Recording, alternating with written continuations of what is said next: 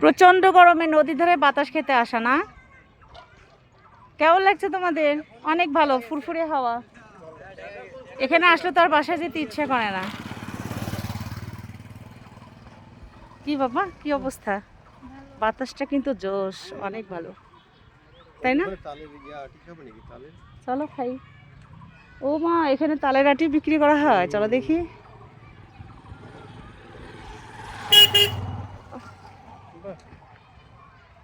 কি ব্যাপার মোনা, তুমি কি একাই এখানে তালের আটি বিক্রি করো? কোথায় গেছে? কত করে পার পিস? এগুলো 20 করে, ওগুলো 5 করে। ওইটা কি রেডি করা? ও, কখন আসবে তোমার আব্বু?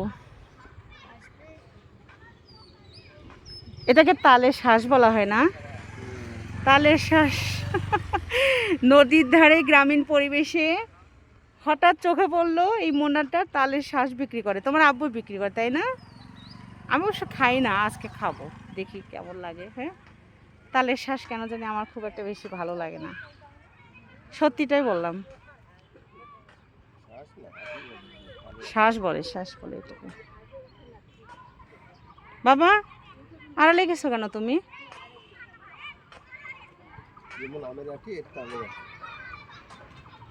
হইলেই হলো, গ্রামে আসছো, তালের আটি হোক, ওইটাই ওইটাই রাইট।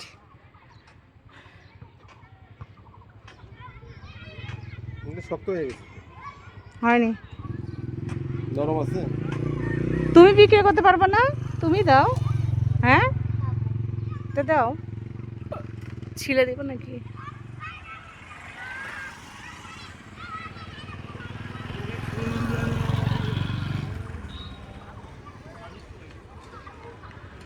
না মোনা, রেডি করো। এটা কি বের করে দিবা তুমি? হ্যাঁ হ্যাঁ, নরম। আমরা কিন্তু কেটে ধুয়ে নেব। পানি আছে তোমার কাছে? এই পানিতে? না, বোতলে নাই এক্সট্রা পানি? তাহলে তো হবে না মোনা।